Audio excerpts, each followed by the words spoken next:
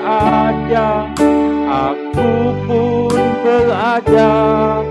Kemana kau bawa, aku pun ikut serta. Bersama selamanya menyukakan Bapa di bumi di surga.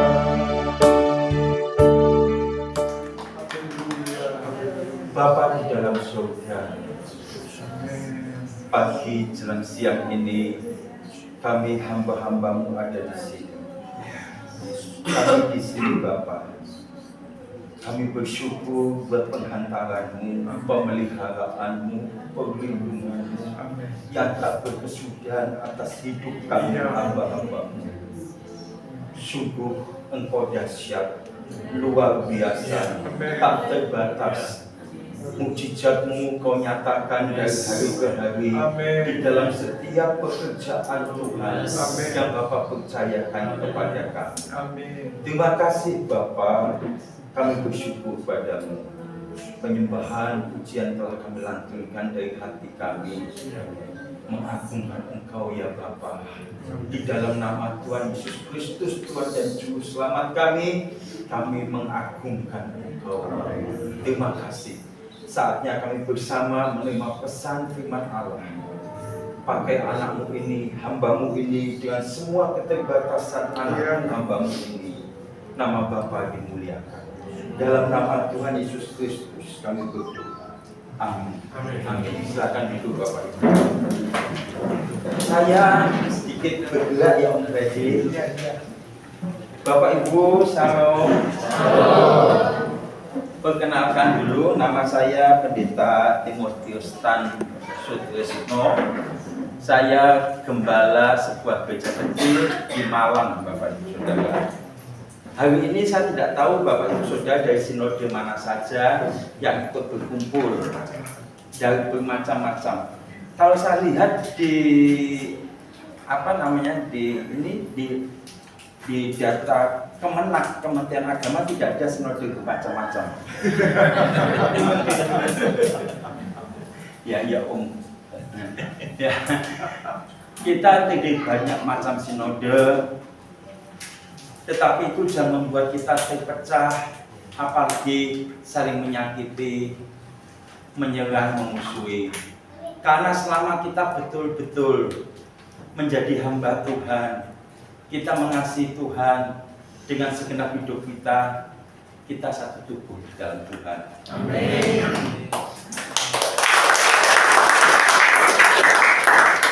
Bapak Ibu Saudara, saya tadi coba mengingat-ingat kapan pertama kali saya kembali dapat kontak dari saudara saya Om Freddy ini, sebab setelah tempo yang cukup lama memang tidak kontak ya Om. Lalu Pak Paimin lah yang menjadi juru penghubung, karena Pak Paimin ini satu atap dengan saya Bapak Ibu Saudara, Pak Paimin Sakaria, ya Bapak Pendeta Paimin Sakaria. Waktu kami ada pertemuan pembekalan di Surabaya, di Sutos waktu itu, tanggal berapa itu ya? Lalu saya coba dibantu dengan 16 sampai Januari. Oh, hebat ingatannya, Om Paimin lebih hebat, saya sudah banyak lupa Om. Rambut banyak bunga jambunya, berbeda dengan Bapak Gembala di sini masih hitam. Saya juga perhatikan giginya masih utuh, kulit wajahnya masih kencang, apalagi suaranya. Wow. Ya seperti itu suaranya sejak dahulu Bapak dan Saudara. Seperti itu, tidak bagus. Bagus sekali. Nah, tidak bagus tapi bagus sekali. Kalau nggak bagus sekali jangan jadi orang Ambon. Wah, salah satu lagu yang paling ngehit yang diciptakan oleh hamba Tuhan ini kan di semua gereja kita menyanyikan lagu apa Bapak Ibu? Betapa baiknya Engkau Tuhan. Saya ingat ketika bersama dengan hamba Tuhan ini Bapak Freddy Abu Helu, saya panggilnya Om, di kalangan kami panggil Om Freddy. Dia panggil saya Bro dan sudah terlanjur begitu. Karena saya sejak lulus dari sekolah kitab tahun 91, lalu saya lanjut kelas 2-nya 94. Nggak tahu Freddy kelas berapa? Kelas 2 tahun berapa? Enggak kelas 2 lagi. Oh, kelas 1 saja. Oh, juara bertahan ya gitu. Tuhan Yesus tidak berubah, dia tidak berubah. Saya kelas 2 tahun 94. Tahun 94, dan ketika tahun 94 itu lulus berarti 95. Sampai tahun 2018 tidak pernah terbersit, memang Tuhan panggil saya mau pakai saya di bidang pengembalaan. Serius. Om Ferdi tahu bagaimana gerak pelayanan saya. Banyak di kampus, kalau di kota, kalau di daerah, banyak di pedesaan. Saya banyak keliling dari desa ke desa. Itu pelayanan saya, tapi tidak terbersit penggembalaan, sama sekali tidak terbersit. Tahun 2018, pimpinan kami, pimpinan sinode kami, sekaligus Bapak Rohani kami, panggil ke Jakarta, suruh ikut datang acara, dan ternyata saya diberi kepercayaan Tuhan melalui pimpinan kami. Kamu gembala di Malang. Saya pulang dari Jakarta, saya ditanya sama istri saya, jadinya bagaimana, ada apa ke Jakarta? Saya bilang, diberi kepercayaan Tuhan, disampaikan oleh Bapak Gembala Senior, oleh Bapak Ketua Sinode sebagai gembala. Loh, terus kamu mau? Iya. Loh, ya apa sih Pak? Sebab background istri saya memang bukan dari teologi, bukan dari sekolah Alkitab, dan sampai hari ini belum masuk sekolah Alkitab. Sebetulnya banyak dulu dari sekolah kita yang suka sama saya juga kan.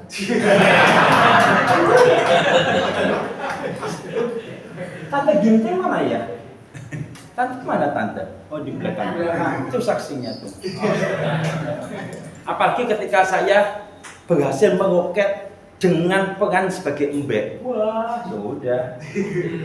Ingat ya embek ya. Ingat apa tidak? Kalau Anda tidak ingat, Anda mengaku Anda berdosa. Tapi kalau Anda ingat, Anda bilang ingat. Itu ya oke. Saya kelas 1 waktu itu, Tante Ginting ingat ya, ada peran dari waktu itu, kita kan masih kelas 1 nih. Kita kelas 1, terus kita adakan malam apa sih itu namanya, kalau pentas apa itu? Malam pentas. Malam pentas atau gelar talenta atau apa itu ya. Di situ siswa-siswi baru bisa berkumpul latihan gitu. Lalu saya kelas 1, waktu itu kita ada peran yang Yosua memimpin bangsa Israel melanjutkan pilihannya Musa masuk ke Kanaan. Lalu sebetulnya beberapa teman sudah rekomendasi saya sebagai Yosua, Timotius Yosua. Tapi kelas 2 bilang tokoh utama, pemeran utama itu kelas 2. Ingat ya Om, kali itu ya, oke. Kelas 1, kami kelas 1 waktu itu, kelas 1 itu peran pembantu aja, hanya figuran aja. Saya bilang it's okay. You belum kenal Timotius. Iya betul, Bapak Ibu Saudara, saya dikasih peran ini dengan teman-teman kelas 1. Terus saya cuma begini. Waktu itu ditanya, kamu jadi apa? Saya bilang saya jadi mbek, saya jadi domba. Nah, ingat ya, sudah kalau ini pasti ingat. Tante Ginting ingat ya Tante? Lupa. Itu jujur Tante. Bakat masuk surga. Orang kalau bilang lupa itu bakat masuk surga, Bapak Ibu Saudara, usah sungkan. Nanti tapi pasti akan ingat. Kemudian kami latihan, namanya latihan mau saya jadi domba, mau latihan apa sih? Main drama jadi domba. Ya saya cuma ikut aja gitu. Waktu itu gembalanya si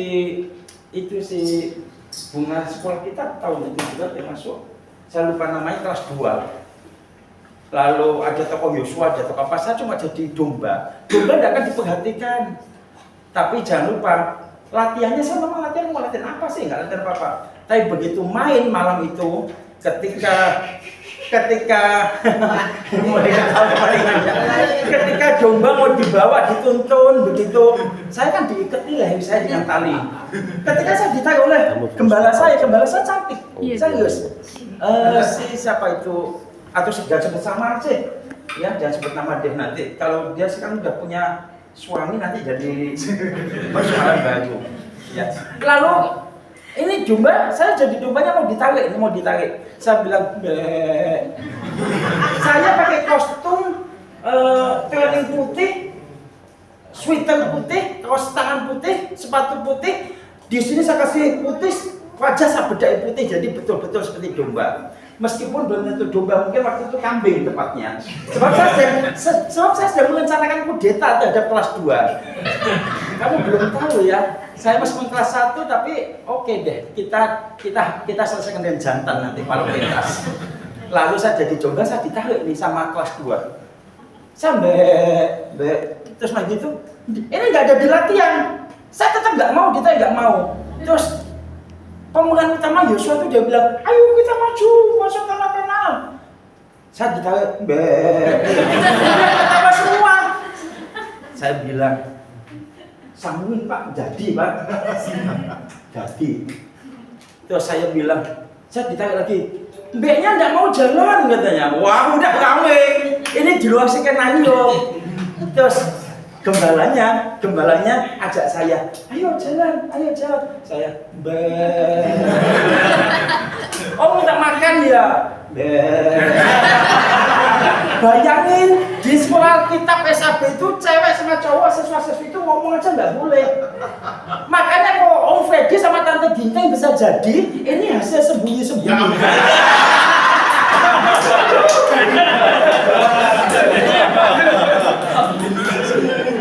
Saya ingin penghubungnya. Jadi tempat duduk kami itu bentuknya agak melingkar begini, ya, ada banyak siswa-siswi. Nah, saya duduk dengan Freddy ini bersebelahan. Ya, bersebelahan. Saya lupa pasti Om Freddy di kanan saya apa di kiri saya. Di kiri. Iya, saya lupa kiri kanan, nggak penting.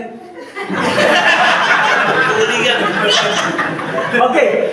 Nah, Tante Ginting itu duduk itu satu baris begini, tapi yang siswi di pojok sana. Dia bilang, Jin, opo? Jin, ada sestulia kita.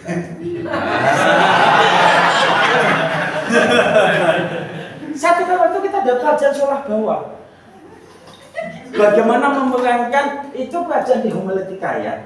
Bagian di homiletika, bagaimana berkhotbah. Kalau bilang senang itu harus jangan senang itu gini. Enggak cocok gitu ya. Itu benar ya. Jadi menyampaikan pesan melalui gerak tubuh. Aduh, siswa-siswi itu kreatif Bapak Ibu Saudara. Belum lulus Alkitab udah dipraktekin. Mestinya itu pelajaran untuk berkhotbah. Jadi kalau khotbah, kalau bilang misalnya, saudara sungguh-sungguh, jangan kau bilang, saudara sungguh-sungguh. Nggak cocok. Tapi dipraktekin di kelas, termasuk oleh Om Freddy. Jadi karena nggak bisa ngomong sama siswa-siswi, jawabnya jauh. Pak, satu angkatan 600 murid itu berapa waktu itu? Ya sekitar 600. Jadi dari jauh begini, sholat bawah. Yang Tante Ginting ya? Kan kita itu biasa. Om Freddy bilang begini, saya bilang, Ci, kok seperti kurang respon katanya. Saya bilang, wanita biasa. Tenang.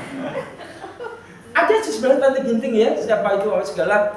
Nah, saya lihat lama-lama Om Freddy kok sukses sholat bawahnya. Kacau Bapak Ibu Saudara. Padahal saya itu termasuk penjaga kelas karena saya pengurus kelas mestinya nggak boleh ikut begitu. Oke deh ya. Oke, lanjut ke pentas tadi. Enggak, saya nggak mau. Hanya saya mau dikasih makannya. Omongan sama siswa-siswi aja nggak boleh tahu kan Om Tante yang dari SAB ya. Hukum Tauratnya tahu kan betapa ketatnya. Malam itu yang jadi gembala itu siswi kelas 2 nyuapin saya makan. Wah. Serius. Jangan-jangan itu terjadi di sekolah kita Beji sekali dan selama-lamanya sampai belum datang jangan-jangan. Ada siswi nyuapin siswa di depan guru-guru. Guru bikin apa ini pentas? Kenapa saya nggak disuapin? Sudah saya lihat siswinya cantik. maaf Pak. Bapak Ibu Saudara, tahu nggak? Saya disuapin, udah disuapin sama Manut. Terus begitu, ketika mau jajan lagi Yosua-nya, saya nggak mau lagi. Tante gitu mulai ingat? Belum juga. Oke. Harus dipulihkan ingat. Udah selesai begitu, saya belum mau jajan lagi sama gembala, nggak mau. Terus saya bilang, loh kok ya sesuai itu gembala itu kok ya mancing loh ke saya. Mbaknya capek kelihatannya, ya saya ngangguk. Aduh, kasihan capek ya. Siswinya mancing lagi. Berani-beraninya di pentas itu dia berlutut gini, terus gini, saya mbaknya kan binatang nggak apa-apa. Saya dilus gini. Aduh, Bapak Ibu Saudara, mbaknya tahu ketulusan hatinya gembala. Ini gembala ini tulus nih. Mbaknya tidak takut untuk diperlakukan yang jelek. Loh, kalau mbaknya itu nggak tahu gembalanya tulus, menyerahkan kepala kan juga takut kalau disembelih, tahu-tahu bagaimana. Tapi kalau saya tahu gembalanya tulus, saya tahulah kepala saya di pangkuannya. Dan saya yakin itu pun sekali dicatat di sekolah Alkitab Beji, sekali untuk selama-lamanya. Akhirnya malam itu memang tokoh utama Yosua, tapi pusat perhatian ke Mbek. Mulai hari itu saya tidak dipanggil tim. Ya, siswa-siswi itu kalau selesai kerja bakti pagi, nyapu atau apa, pulang-pulang jalan, simpangan gitu, kalau ketemu itu mesti bilang, loh, bahkan kan bakti. Adanya kan 37 lagi. Enggak, tapi bisa nangkep. Tante Gita sudah mulai ingat apa belum? Emang begitu mantap, Pak? Jadi saya waktu itu dipanggil dijulukin Mbek. Itu salah satu kenangan dengan teman-teman di angkatan 37 di SAB. Sudah sekolah Alkitab. Nakalnya nggak selesai. Sudah sekolah Alkitab. Hari pertama kita masuk sekolah Alkitab. Hari pertama ketika kita antri untuk makan di lorong uang makan, saya ingat Om Freddy bilang gini, kalau panggil satu Tin. Saya itu juga, saya pikir orang Ambon itu kalau ngomong ada mesesnya kali ya. Kalau itu mas Tin. Sambil berpegang gini ada tiang-tiang begitu, ingat ya berpegangnya terus bilang begini, Tin. Kita ini orang berdosa. Tapi kita dipanggil Tuhan jadi hamba Tuhan, aduh, sudah kita bertobat, kita minta ampun. Saya bilang iya Om. Udah saya panggil Om waktu itu sudah serius. Ya kita panggilan biasa di sekolah kita biasanya, kalau nggak Om ya Bro, Ses gitu ya. Dia katakan kita mesti betul-betul bertobat. Saya bilang amin, iya. Selesai kita antri makan, kita masuk penyembahan. WL belum ngajak nyanyi, kita udah pecah hati dulu.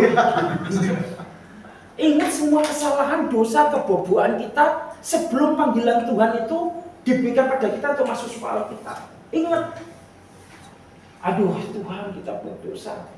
Hari pertama, hari kedua kita semakin menangis. Hari ketiga kita betul-betul menangis. Hari keempat agak berkurang.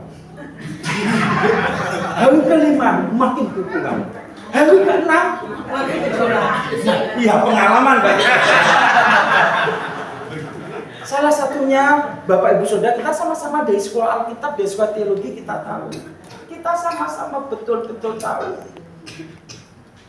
bahwa ketika kita masuk pertama kali datang ke kampus itu, betul-betul kita tahu kita orang berdosa, tidak layak dipakai Tuhan. Tapi begitu kita kumpul di asrama, ketemu kakak-kakak tingkat kita yang ternyata banyak lenmusnya. Yang bukan dari sekolah kita BC, mungkin kurang tahu istilah lemus ya. Orang Manado yang tahu ya, lemus. Ya. Apa tante lemus tante? Tidak apa-apa. Ya? Ada yang tahu arti lemus? Ya? Mata cewek. Oh, bukan semata saja. Bicara besar gitu. Oh, nggak ada buktinya deh gitu. Pokoknya udah hanya omdo gitu. Tapi kita itu lemus gitu ya. Lemus. Apa sih artinya lemus itu mesti? Asal ngomong. Asal ngomong gitulah. Kakak-kakak tingkat yang kita hormati, kita hargai, senior, kita junior. Tapi ternyata kalau di dalam asrama, ampun. Ini bukan kita menepuk air kena muka sendiri. Kita sama-sama dari sekolah teologi, dari sekolah Alkitab, kita sama-sama tahu Bapak Ibu Saudara. Gak jadi contoh, gak jadi berkat buat Anda. Saya bukan menjelekkan kakak tingkat ya. Sebab ternyata kami tidak kurang brengsek dari mereka. Kami juga brengsek. Bahkan jangan-jangan kami lebih brengsek. Cuma waktu itu lagi pertobatan sesaat. Ya kan?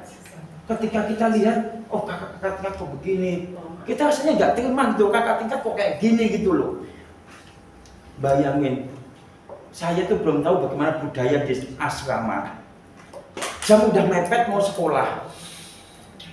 Perut lapar, kita buat mie cow. Kita buat mie Indomie instan itu yang plastikan itu dimasukkan ke air gelas tante, betul, kasih air panas ditutup. Kita tinggal mandi. Harapan kita sesudah mandi, dingin-dingin, hangat-hangat kita makan. Ternyata banyak punya pengalaman itu, tapi saya nggak tahu om dan tante ini korban apa pelaku. Loh, betul. Saya selesai mandi, udah kedinginan, mau makan mie cow saya, mie dicol. Jadi mie itu ya kecil-kecil, kalau direndam di air itu jadi gede-gede.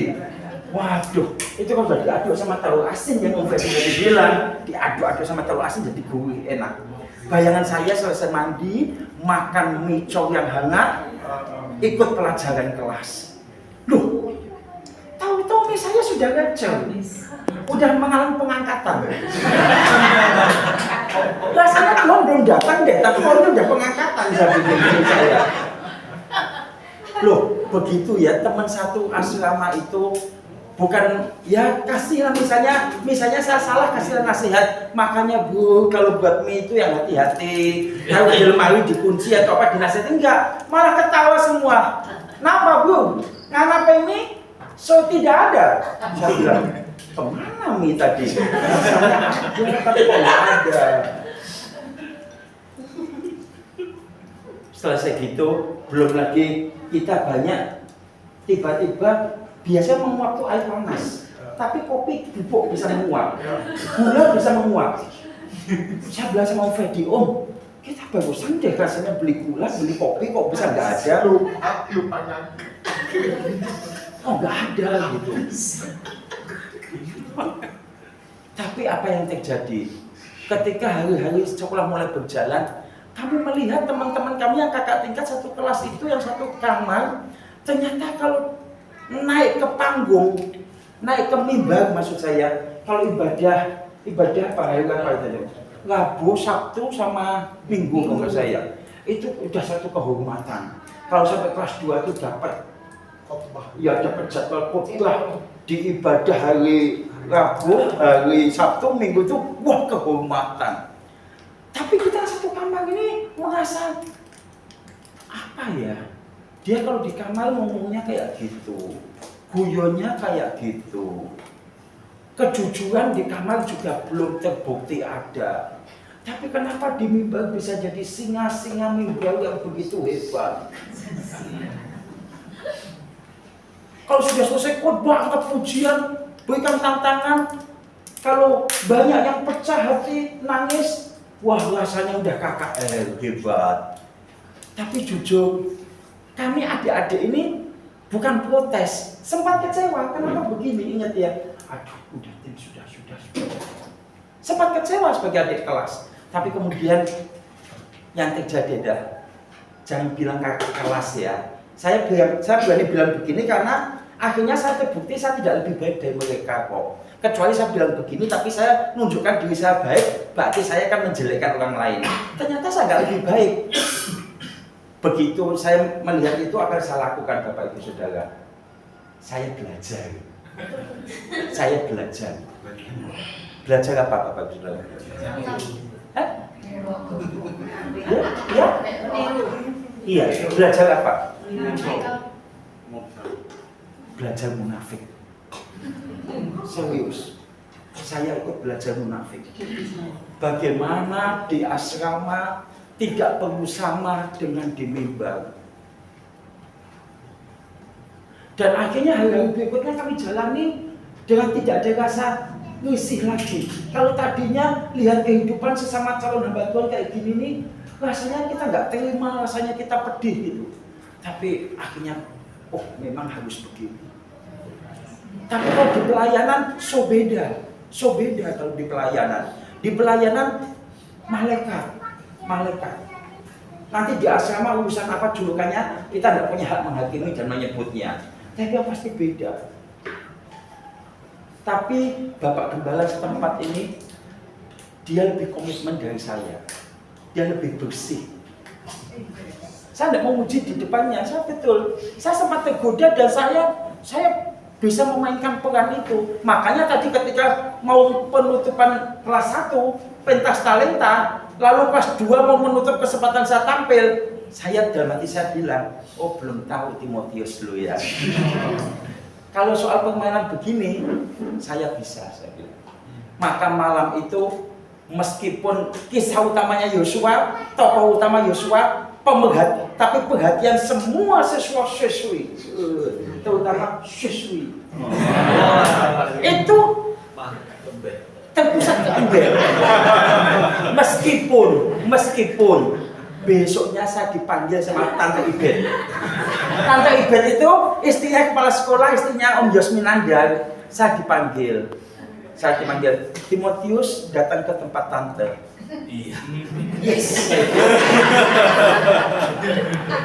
Timotius datang ke tempat Tante itu saya sudah tahu ini apa yang akan terjadi dalam hidup saya.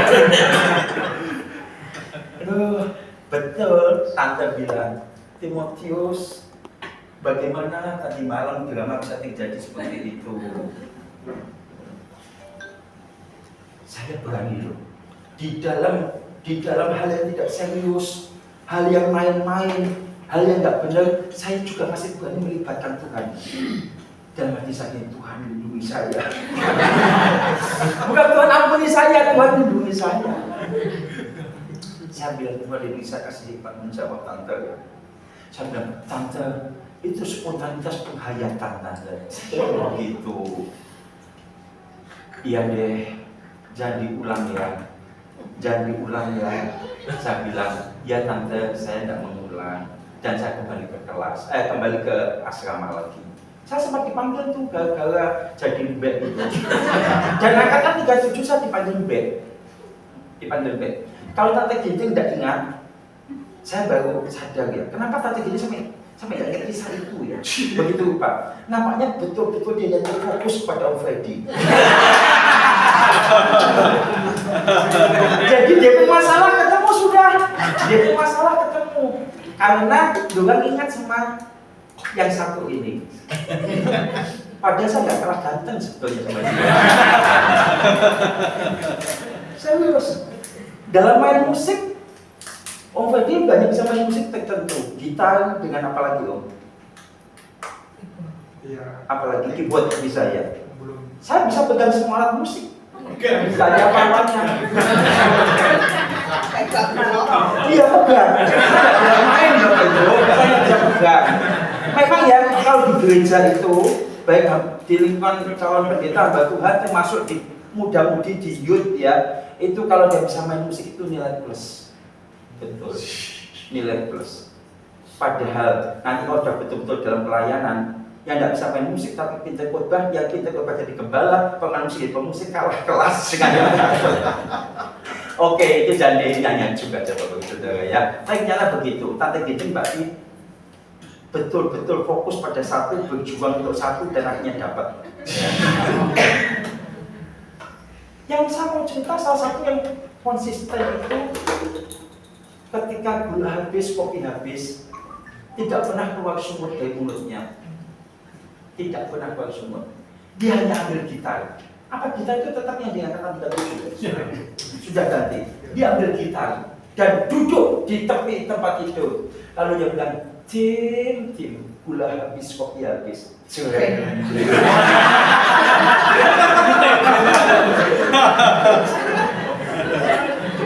Serius, tapi tidak ada kata sungguh, keluh tidak ada. Yang ada apa? Tahu-tahu dia bilang, Tim, dapat lagu baru. Oh, lagu apa ini? Jadi ada kesedihan dapat lagu. Makanya mesti banyak sedih. Lagu betapa baiknya Engkau Tuhan, saya kan dekat sama Pak Freddy sama Om Freddy ini, saya tahu persis dari jiwanya, dari hatinya, dari kehidupannya, betul bukan tipe hamba Tuhan yang materialistik. Itu yang saya tahu. Kalau saya nggak tahu, memang saya bukan Tuhan yang maha tahu. Apalagi kalau sekarang sudah berbeda, saya juga nggak tahu lagi. Tapi yang saya tahu tidak materialistis. Jadi ketika betapa baiknya Engkau Tuhan itu tercipta pun, dinyanyikan pun, dia sempat mengatakan, pokoknya Tuhan baik, pokoknya Tuhan selamatkan jiwa kita, yatim. Iya, jreng. Betapa baiknya Engkau Tuhan. Iya, itu dia. Nah, saya nggak tahu bagaimana perkembangan di luar. Lagu itu bisa dinyanyikan oleh banyak gereja dalam nuansa yang mempunyai warna teologi yang bersifat kemakmuran. Lalu betapa baiknya Engkau Tuhan diartikan kebaikan Tuhan itu selalu melimpahkan berkat jasmani, dapat diukur dengan harta benda jasmani. Padahal penciptanya hati pikirannya nggak begitu, yang saya tahu. Yang saya tahu, ya. Yang saya tahu nggak begitu, serius. Yang saya tahu nggak begitu. Kalau saya tahu begitu, hari ini pun saya nggak berani datang ke sini.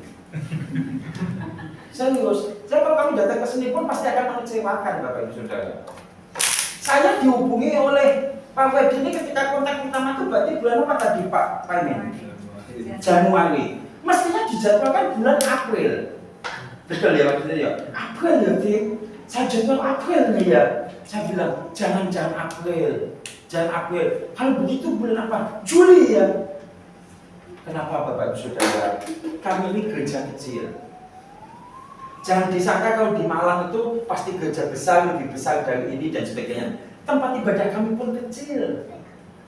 Dengan ini masih besar ini. AC-nya banyak di sini. Lalu kalau di sini sudah milik sendiri. Kami di Malang aja masih sewa tempat.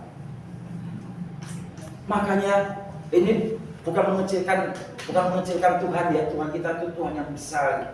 Tapi kami harus berhikmat. Perjalanan ke sini, kemudian kami tentu rindu, meskipun nilainya sangat kecil, kami juga rindu bawa sesuatu oleh-oleh, meskipun itu sangat kecil. Tapi kan harus dipersiapkan semuanya.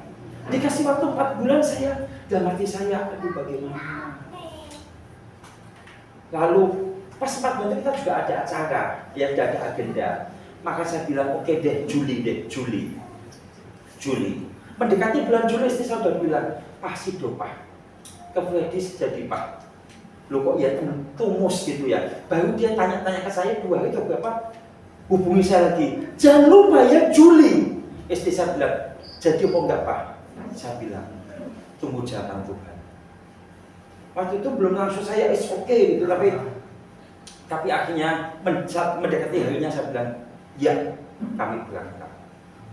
Kami gereja kecil, Bapak Ibu Saudara, serius gereja kecil. Meskipun bukan mau mengecilkan berkat Tuhan pelihara kami juga. Ya, ibadah kami masih sewa-sewa tempat, ibadah tempat lebih kecil dari ini. Jemaat kami orang-orang sederhana Pak. Serius.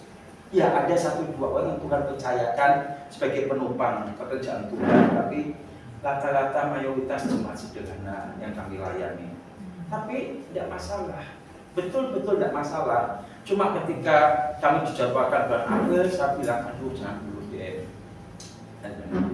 Bapak Ibu Saudara kekasih di dalam Tuhan yang saya kasihi, ada satu hal yang ingin saya sampaikan melalui cerita yang saya sampaikan nampak lucu tadi. Bahwa dalam hidup hamba Tuhan itu, dalam hidup kita hamba Tuhan itu, ada satu pergumulan yang tiada henti. Kalau tadi dalam penyembahan Om Freddy sempat sampaikan bahwa kita menghadapi banyak persoalan, banyak masalah yang seolah-olah kita tidak sanggup menghadapinya. Tetapi kita percaya Allah kita ada Allah yang maha besar, yang sanggup menolong kita, meluputkan kita. Amin. Permasalahannya apa persoalan kita?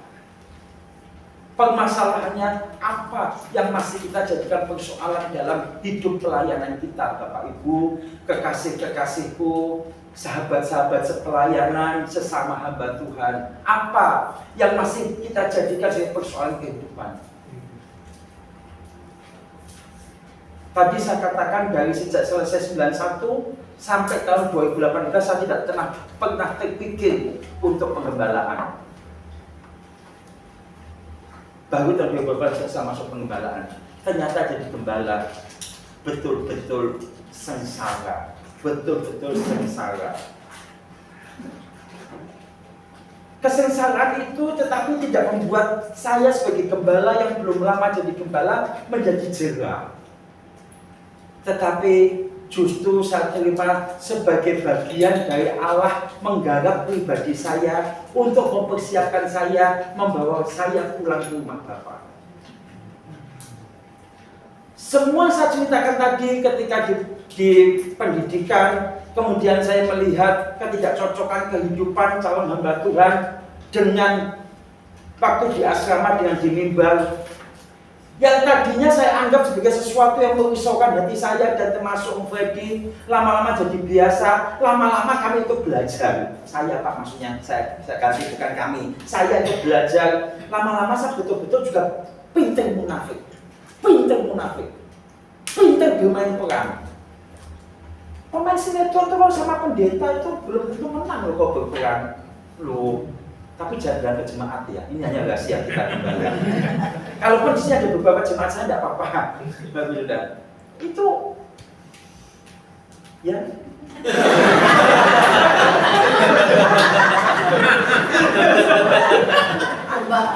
Ya, saya pikir dia mau kasih tahu saya, Om, waktunya habis. Lalu saya dari sini ke sana 4,5 jam. Nah, saya kalau hanya menyampaikan firman Tuhan setengah jam atau 1 jam kan rugi, Bapak Ibu. Minimal yang sama-sama 4,5 jam. Enggak, Bapak Ibu, enggak. Saya juga capek, enggak akan 4,5 jam.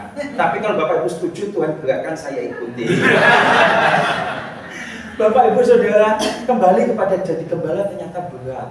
Beratnya, pergumulannya, yang nyaris tidak bisa saya selesaikan adalah bagaimana saya betul-betul menanggalkan manusia lama saya mati, saya mengikuti jejak kehidupan Tuhanku dan Juru Selamatku, Yesus Kristus Tuhan, hidup bersih di hadapan Bapa. Bagaimana saya sebagai gembala dan yang menyelamatkan saya tidak seketika jadi gembala gede yang ada jarak dengan jemaat. Saya jadi gembala kecil, di mana saya hidup hampir boleh dibilang 24 jam istilahnya begitu dengan jemaat. Sebab dalam setiap kegiatan kami bersama-sama. Makan tidak pernah disendirikan, makan kumpul sama jemaat, pergi sama-sama, tidur kumpul jadi satu. Jadi kalau sampai lihat gembalanya tidur berdoa dulu apa tidak, makan berdoa dulu apa tidak, kalau makan kayak apa, gelojoh apa tidak kalau makan rakus apa enggak, katanya harus menjaga kesehatan tubuh ini bait Allah, tapi kalau makan semua dimakan apa enggak, kelihatan semua. Hamba-hamba Tuhan yang saya kasih dalam Tuhan, jangan bilang ke jemaat kita ya. Jemaat kita itu pintar loh lihat kita, serius. Dan jangan lupa, jemaat itu mayoritas. Gembala itu di gereja cuma ada jemaatnya banyak, hati-hati. Kalau mereka sudah saling ngomong satu sama lain, terkadang rasa takut Tuhan pun belum tentu ada, bapak-bapak, ibu-ibu. Tapi jangan bilang sama jemaat. Ini saya anggap jemaat saya nggak dengar. Kejadian di banyak gereja begitu. Tetapi ketika saya menghadapi kenyataan gereja saya kecil, komunitas kecil, sangat akrab, hidup saya mudah diteropong.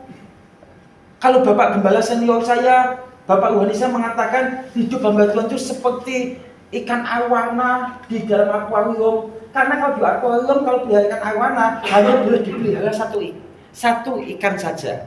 Kalau ikan yang lain bisa diisi banyak. Jadi selesai lihat ini, lihat yang lain, lihat ini, lihat yang lain, lihat ini, lihat yang lain. Tapi kalau ikan arowana itu hanya ada satu. Gembala itu di gereja cuma satu, Pak, Bu. Kita dilihat. Beloknya dilihat, warna sisiknya dilihat, bentuk matanya dilihat, semua dilihat kita, betul-betul dilihat. Ketika itu terjadi, saya betul-betul menyadari, saya punya tanggung jawab besar. Kalau saya berjuang hidup suci, saya bisa mengimpartasikan kesucian pada jemaat-jemaat saya. Tapi pengalaman saya mengajarkan, kalau saya mengajarkan kemunafikan kepada jemaat, tidak lama lagi semua jemaat pandai munafik. Sekarang kembali kepada kita loh. Saya mulai bergumul dengan Tuhan, jangan sampai kebodohan saya, kesalahan saya yang lalu saya ulang ketika saya menjadi gembala jemaat. Saya meratap di hadapan Tuhan. Ada banyak pergumulan hidup gembala, ada banyak masalah penggembalaan, ada banyak masalah, ada banyak hal.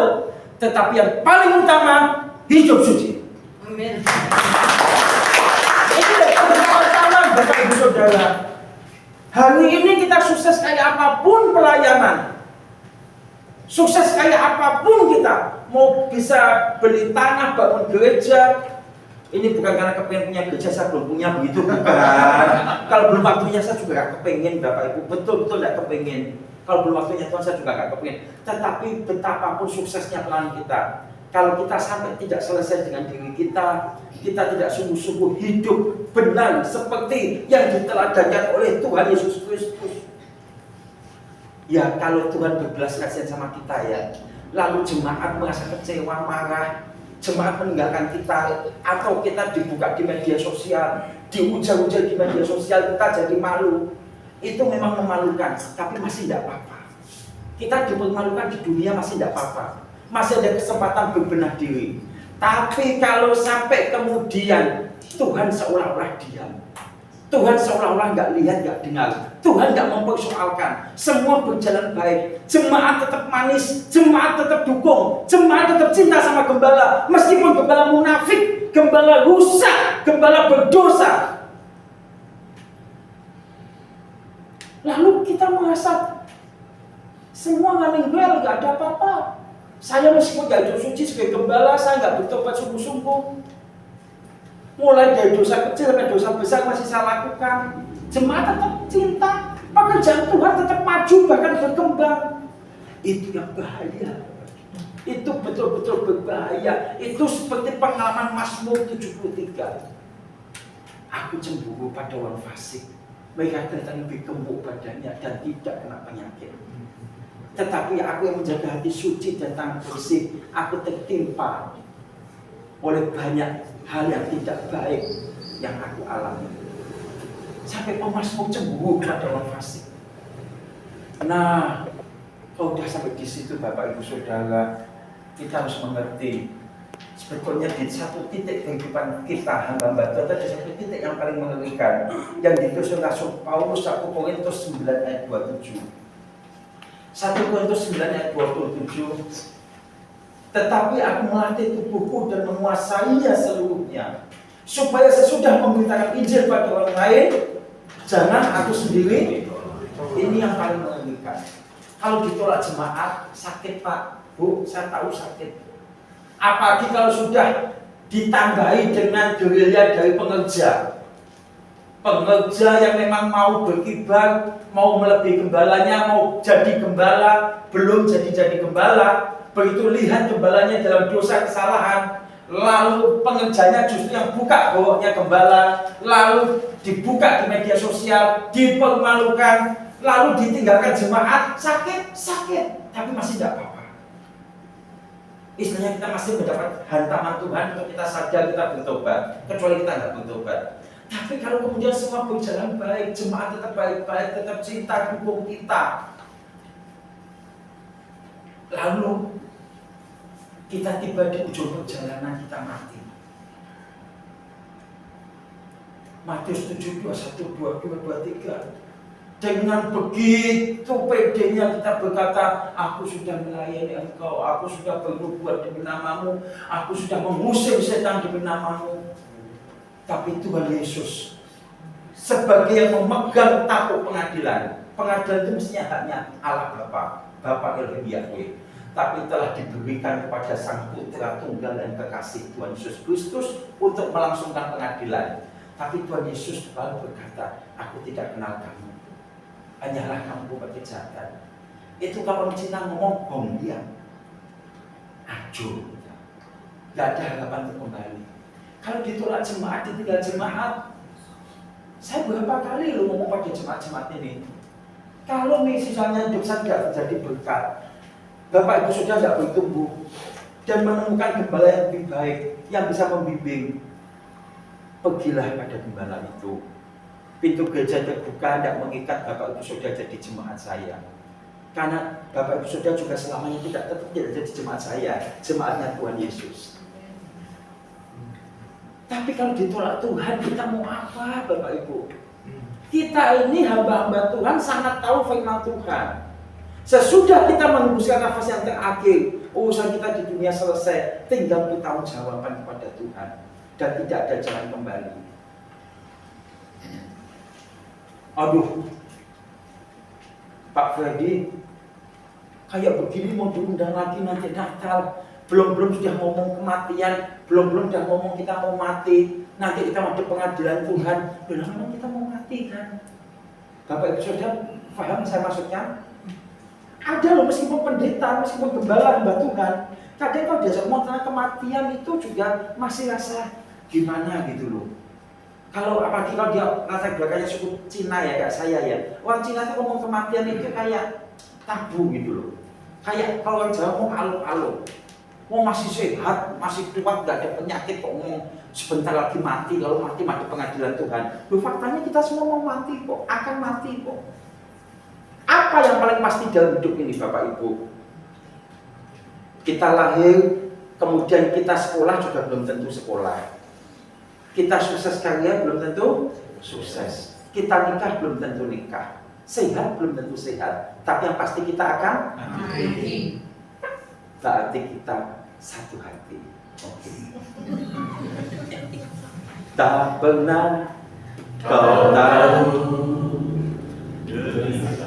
Sebentar, disiapkan dulu aja. Moses, yuk. Ada satu lagu dari Bapak Gembala senior kami.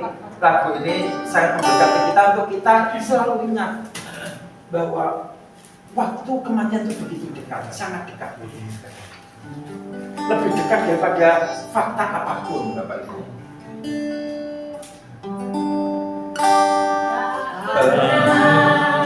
Kau tahu dengan firman kamu desah terhenti di tepi beraduan. Kuntum bunga tawari menyapa embun pagi, fajar mendari seakan tak pasti. Keringmu tak mampu beri isyarat bisu, kosong tatapan tanda beri hadapan. Taman pentas hidupmu sekarang rasa pilu, sepi sendiri di lorong gerakmu. Siapapun tak akan bisa membusukkan dada, tak kalah roh jiwa lepas dari raga. Baru kau sadari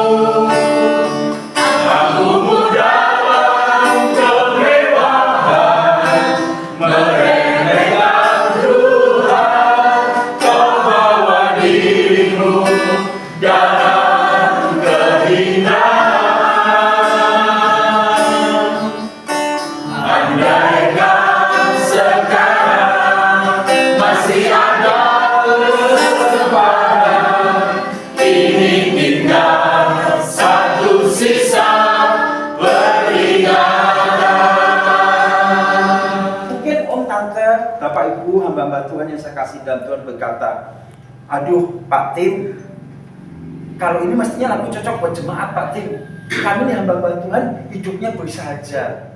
Kami gak ada hidup dalam kemewahan. Mewah itu bagi setiap orang kan relatif. Punya sepeda motor bagi satu keluarga bisa dikatakan mewah, bisa sederhana. Punya mobil merek apa bisa sederhana, bisa mewah. Itu kan relatif. Tapi oke, anggaplah kita tidak hidup dalam kemewahan.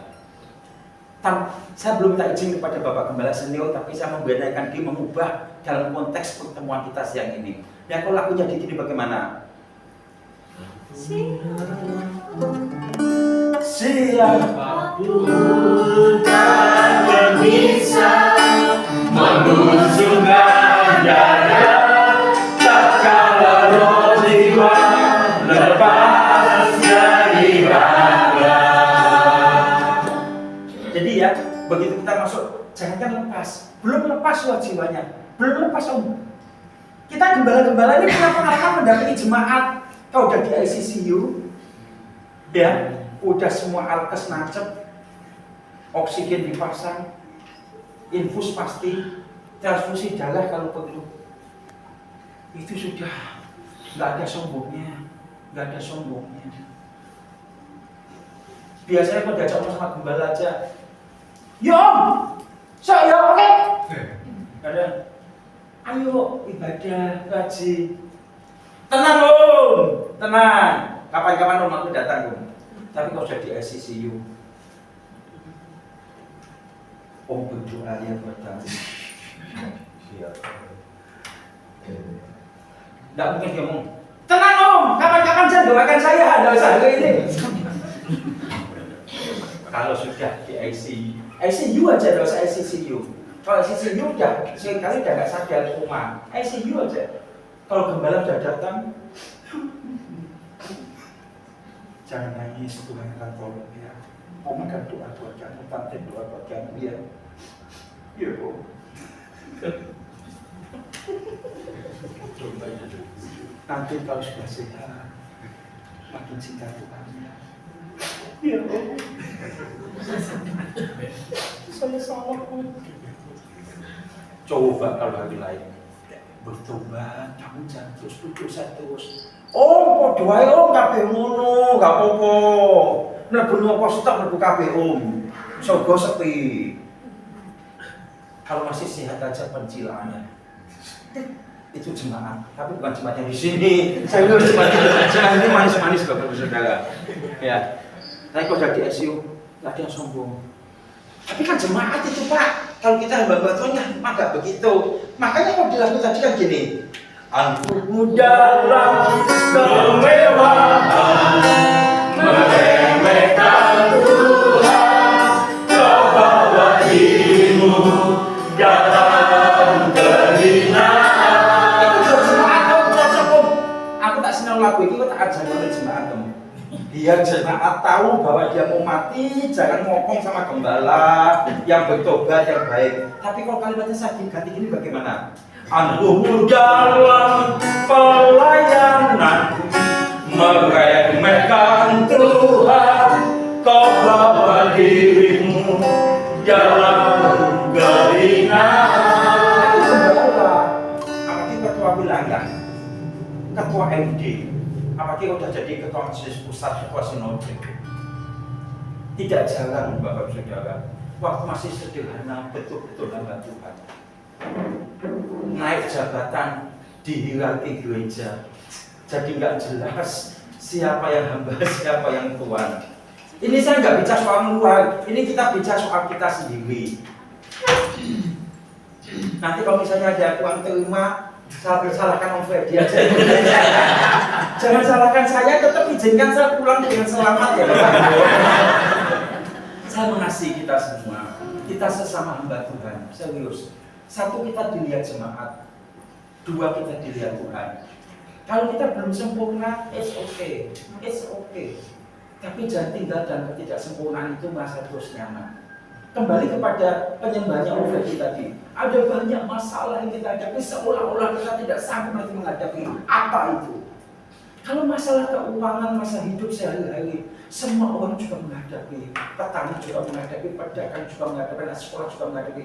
Tapi yang pasti harus kita hadapi dan kita selesaikan adalah kesucian. Amin. Ini tidak bisa ditawar-tawar.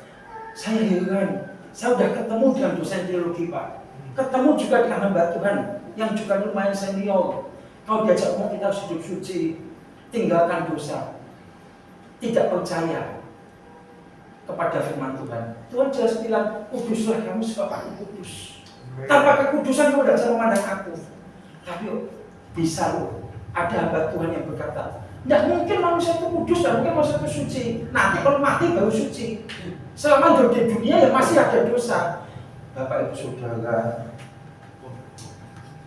yuk kita mengerti isi hati Tuhan. Ketika kita berjuang hidup suci, kita tidak hanya sedang menyelamatkan diri kita sendiri. Satu, menyelamatkan pasangan hidup kita. Dua, menyelamatkan anak-anak kita dan cucu kita. Yang ketiga, jemaat yang Tuhan tahu di hati kita. Jangan seperti kakak-kakak kelas yang akhirnya mengajari saya kemunafikan dan saya jadi munafik dan bahkan lebih munafik dari mereka. Tapi ketika saya mulai menyadari kebenaran ini, saya berkata, Tuhan, mati ya Tuhan kalau aku nggak betul-betul bertobat. Sekalipun aku sekarang dilatih jadi gembala, aku pendeta. Saya pendeta belum lama. Meskipun saya sudah dikasih KTP pendeta oleh lingkungan saya sejak dulu, tapi saya pendeta belum lama, gembala apalagi baru sejak 12 Desember 2018.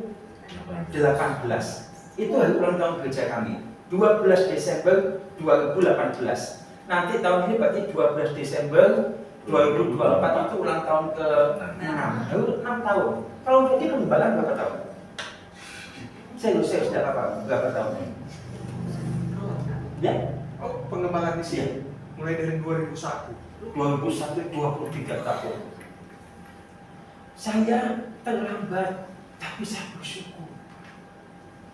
Last minute, injury time, di saat-saat yang terluka, yang nyaris saya nggak terselamatkan. Karena apa? Kalau saya pelayanan penginjilan Bapak Ibu Saudara, selesai khotbah sana sini, balik dalam perjalanan, belum sampai rumah, di perjalanan guyonannya udah nggak mater. Serius. Tapi saya merasa nggak ada mantau saya nggak punya jemaat kok. Bebas saya, penting saya udah pelayanan sampai kantoran. Orang lihat saya khotbah bagus selesai.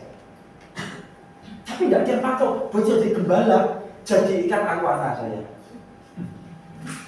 Montok balik lagi.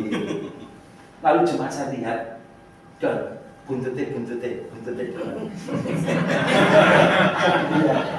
Loh, ikannya di akuarium cuma satu, Pak. Ikan arowana itu satu akuarium cuma satu. Gembala itu di gereja cuma satu. Pendeta bisa banyak, karena pekerjaannya mungkin sudah pendeta-pendeta juga. Tapi gembala cuma satu. Itu paling ditonton. Dan itu tahu, itu ancaman buat kita, tapi sekaligus anugerah buat kita, Bapak Ibu, hamba-hamba Tuhan. Kalau kita sadar ya, kalau kita bisa dilihat manusia aja takut ditolak manusia, pastinya kita bisa ingat bahwa Tuhan itu melihat kita, dan kita juga berisiko ditolak Tuhan. Kalau kita tidak segera bertobat, tapi kalau kita bertobat, kita pasti akan diterima Tuhan. Kita semua belum sempurna. Kalau mau jujur, kita mencintai Tuhan juga belum utuh, Bapak Ibu. Masih naik turun begini. Tapi kalau kita betul-betul punya komitmen, kita bisa berkata. Ada satu lagu, Om Fedi ini pencipta lagu dan ada beberapa lagu sudah jadi album ya belum ya. Salah satu lagunya saya masih ingat tuh ini. Hai putri Sion, janganlah kau takut. Dia suaranya kan gitu, takut. Lihatlah Tuhanmu. Masih ingat lagu ciptaannya itu? Masih dipakai? Sudah lupa? Lama sudah tak digunakan. Bayar saya ingatkan.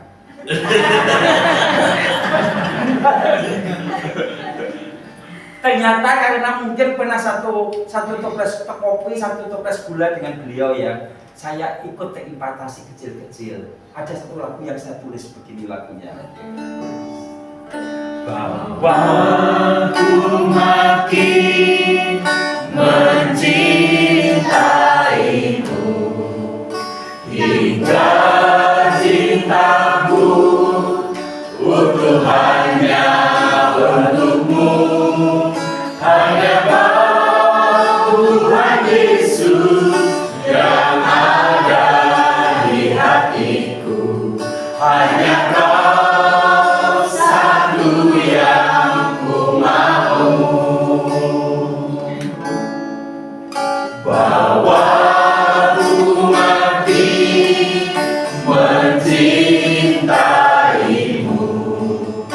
hingga cintaku untuk hanya untukmu. Hanya Kau Tuhan Yesus. Hanya Kau Tuhan Yesus yang ada di hatiku. Hanya Kau satu yang ku mau. Di mana Kau berada, aku pun berada. Kemana Kau bawa, aku pun ikut serta bersama selamanya. Menyukakan Bapa di bumi di surga. Tidak kalah bagus dengan betapa baiknya Engkau Tuhan. Kenapa tidak kalah bagus? Bukan sayanya cakap mencipta, tapi Tuhan yang kami sembah sama. Amin. Dia Tuhan yang bisa mengilluminasikan, menginspirasikan lagu pujian kepada hambanya. Dia juga memberikan kepada hambanya. Meskipun belum senetop lagu kamu, kok kamu? Saking dekatnya saya keceplos. Memang sebelum tidak setenar lagunya Om Freddy. Lagu ini masih belum lama saya tulis, tapi lagu itu untuk memberkati kita. Dengan lagu itu saya berjuang terus. Saya betul-betul mau mencintai Tuhan Yesus. Sebab kalau saya mencintai Tuhan Yesus, saya akan ikuti jejak kehidupannya Tuhan Yesus. Di mana Tuhan Yesus ada, saya pasti ikut di sana. Yesus di surga melayani Bapa, saya ikut melayani Bapa. Saya sudah tidak mempersoalkan lagi pelayanan pekerjaan Tuhan, penggembalaan mau menjadi sebesar apa, punya gedung apa tidak, fasilitasnya bagaimana. Serius, teman-teman jadi saksi. Kami dapat kepercayaan pelayanan, tapi saya tidak taruh obsesi, ambisi apapun di pelayanan. Bukan berarti kita tidak boleh maju pelayanan, kita harus maju. Tapi itu sudah bukan agenda kita. Agenda kita nomor satu itu kita harus selesai dengan diri sendiri, bertobat, tinggalkan manusia lama, hidup suci sesuci-sucinya, menjadi Kristus kecil bagi jemaat. Supaya jemaat tanya, Yesus itu kayak apa sih Om? Udah kita gak usah banyak khotbah ngomong-ngomong pun. Ya khotbah kita khotbah jadinya khotbah. Nanti minggu jangan sampai saya tidak ada khotbah hari ini. Cukup ya saya, tidak gitu. Maksud saya tentu hidup kita harus dilihat. Jangan seperti pengalaman saya di soal kitab. Jadi saya cerita tadi agak lucu, tapi ada maksudnya, nyambung dengan apa yang saya sampaikan. Nyambung. Jangan sampai kita jadi contoh yang tidak baik. Serius. Kita hamba-hamba Tuhan, sama-sama hamba-hamba Tuhan, masih punya banyak kelemahan, kesalahan, kemelesetan. Tapi yuk kita berjuang hidup suci, karena kita tahu setiap saat kita pasti mati. Kita mati menghadap tata pengadilan Tuhan. Maka segala perbuatan kita akan mengikuti kita, Bapak Ibu Saudara. Jangan sampai kita sukses pelayanan, sukses kegiatan ini itu, tapi kita tidak hidup benar di hadapan Tuhan. Kita tidak melakukan kehendak Bapa. Semua kita lakukan hanya kegiatan organisasi, hanya demi mementingkan, memajukan kegiatan pelayanan, tapi tidak sungguh-sungguh sesuai dengan isi hati Bapa. Sekali lagi kita belum sempurna, saya juga belum sempurna. Mengatakan ini semua, saya sedang memenjarakan hidup saya juga. Apalagi ada pelayan-pelayan, ada jemaat yang mau datang bersama dengan saya. Saya itu gembala tadi seperti ikan apa? Ikan apa? Dilihat. Tapi saya sudah mulai mati dilihat jemaat. Artinya saya tidak terlalu mempersoalkan, tetapi saya mulai mengerti lebih daripada dilihat jemaat, saya dilihat Tuhan. Saya mati pasti akan saya bertanggung jawab sama atas hidup saya. Bapak Ibu yang saya kasih di dalam Tuhan, kalau sudah begini, doa kita, spirit kita, nyanyian kita, sepak terjang kita, semuanya hanya mau melakukan apa yang menyenangkan Tuhan saja. Mungkin kita tidak terlalu sukses di mata manusia, nggak terlalu tenar, tidak apa-apa. Tapi kita bersih di hadapan Tuhan. semua yang menyenangkan hatimu, semua yang memuaskan hatimu. Ku mau lakukan segenap hati di sisa umur hidupku ini. Sebentar Ibu, saya belum kenalkan ya. Ibu, gitaris kita ini termasuk ibunya Bapak Gembala. Bapak Gembala ini punya orang tua kandung, tapi Dinan juga punya orang tua angkat, Opa Fet Makatika sebagai ya. Tapi ibu ini juga adalah ibu rohani kami ketika kami masih pemuda. Ibu ini sudah jadi senior kami. Mungkin jemaat mana ada belum tahu betapa saya menghormati ibu kita ini, karena sebetulnya Ibu Suhartati ini kita panggilnya Bu Cupli.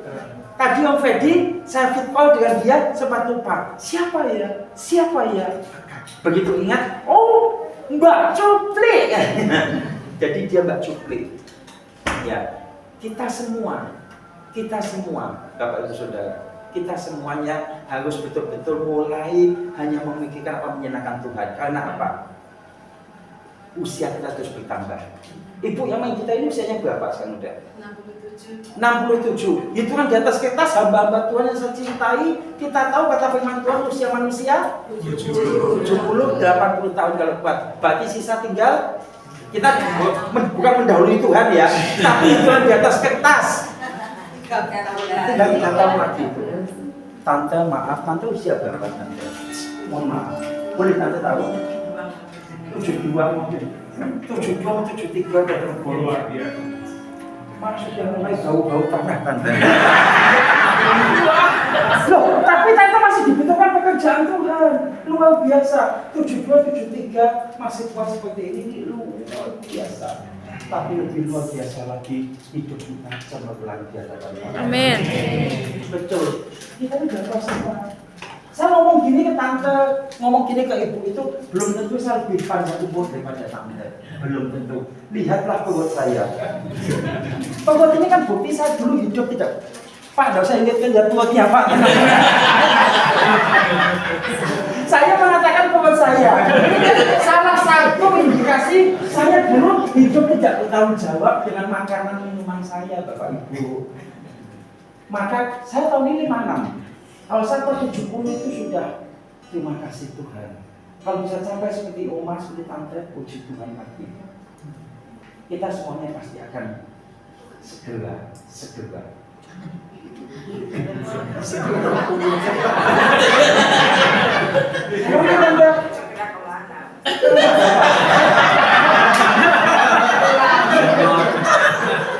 Saya kasih contoh ya Tante, kita pasti akan segera pulang ke rumah Bapak. Amin. Saya berani bilang begini bukan mau mengutuki apa mau mengatai kita umur pendek, enggak. Oma opa, saya ngomong di hadapan Tuhan dalam nama Tuhan Yesus. Jika oma opa, bapak ibu yang lebih senior dari saya, ya, jika di antara bapak ibu, saudara, oma opa yang lebih senior dari saya belum mau pulang ke rumah bapak, kalau bapak kehendaki saya pulang dulu, saya mau pulang. Loh, pulang ke rumah bapak kok nggak mau, kok nggak pulang? Ada tapi hamba Tuhan yang belum gini, Pak, tapi saya masih hamba Tuhan muda Pak, anak saya masih kecil. Kalau anakmu kecil memangnya kamu yang melihara anakmu. Kamu sangka kalau tidak ada kamu Allah nggak bisa pelihara kamu, maksudnya nggak bisa pelihara anak kamu. Loh, kita ini hamba Tuhan, yuk kita selesai. Waktu untuk pulang itu waktu terindah.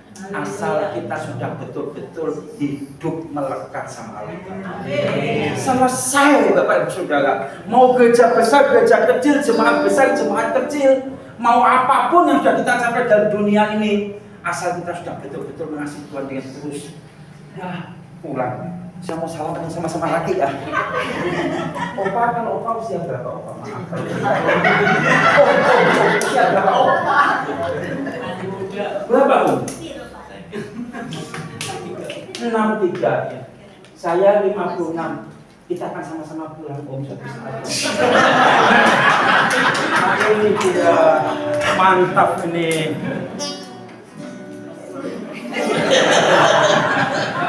Loh, kalau ada yang seusia saya lalu sama-sama semangat siap pulang itu menyemangati saya Bapak Ibu.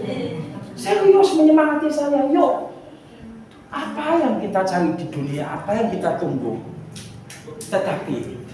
Tetapi kalau Tuhan masih beri kita sisa waktu hidup, kalau Tuhan masih beri kita waktu hidup, kasih panjang umur, tambah umur, maka kita akan mengatakan pada Tuhan, semua yang menyenangkan hatimu,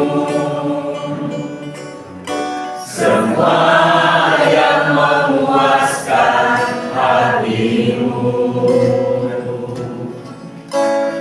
ku mau lakukan segenap hati di sisa umur hidup ini. Bait yang kedua sama-sama kita nyanyikan. Telah banyak waktu yang sia-sia, Lakukan kehendak Bapa.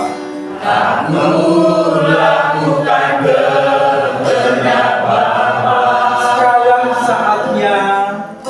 Sekarang saatnya, takkan ku tunda membuktikan cintaku dengan nyata. Kerinduanku sebelum akhir hidupku melakukan yang Bapa ingin.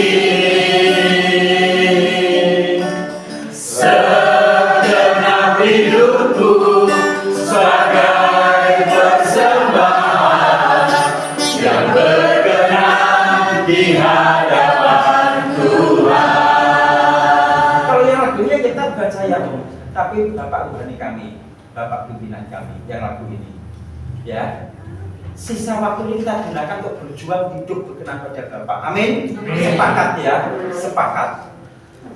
Desember saya jadi diundang lagi, silahkan. Tidak, no problem. Serius, no problem kenapa? Bukan untung.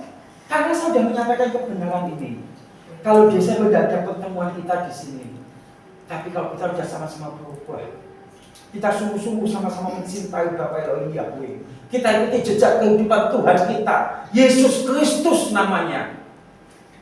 Kalaupun Desember kita tidak jumpa di Wali Kubun, satu kali waktu kita jumpa di LTP. Kita tidak punya lagi target-target apapun. Pokoknya kita ikuti kehendak Tuhan. Amin. Amin. Itu orang tua kami juga dalam Tuhan di jemaat termasuk tua-tua. Kalau udah bilang amin itu alarm untuk saya amin. Ibunya dan bagian konsumsi, termasuk yang menyiapkan segala sesuatu untuk kami selama acara ini, dia semua handle Pak. Puji Tuhan. Suaminya itu di sana. Umur berapa Opa? Jalan 61. 61 siap pulang ya tapi. Siap. Iya, kami selalu bilang siap pulang, siap. Itu akan memacu kami untuk bertobat sungguh-sungguh. Sebagai penutup sebelum saya serahkan waktu pada Bapak Gembala setempat, ada satu lagu lagi yang sudah saya ciptakan yang saya ingin akan dinyanyikan siang ini, tetapi bukan saya yang nyanyi, akan dinyanyikan oleh tim pelayan kami sebagai penutup. Sesudah itu waktu dan tempat saya kembalikan kepada Bapak Gembala. Saya tulus mohon maaf Bapak Ibu Saudara yang saya kasih, Opa Oma, saya tulus mohon maaf jika ada kata, ungkapan atau bahasa tubuh saya tidak berkenan di hati Opa Oma. Tapi satu hal mau saya katakan, saya mencintai Oma-Opa Bapak Ibu. Ya, amin. Mari tim pelayanan dari GSKI LP 3 Malang bisa maju ke depan, nyanyikan lagu yang sudah kita persiapkan.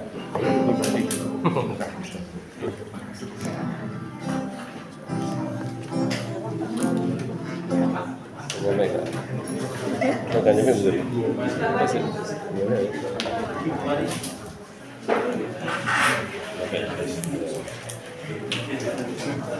Sekarang saya mau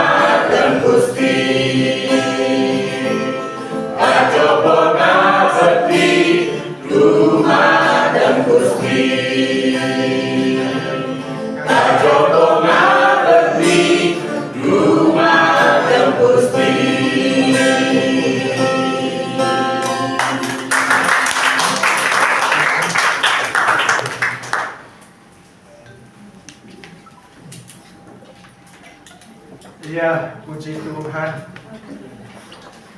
Sebelum kita akhiri ibadah kita ini, Bapa Elohim Yahweh, Bapa yang kami sembah di dalam nama Tuhan dan Juru Selamat kami, Tuhan Yesus Kristus.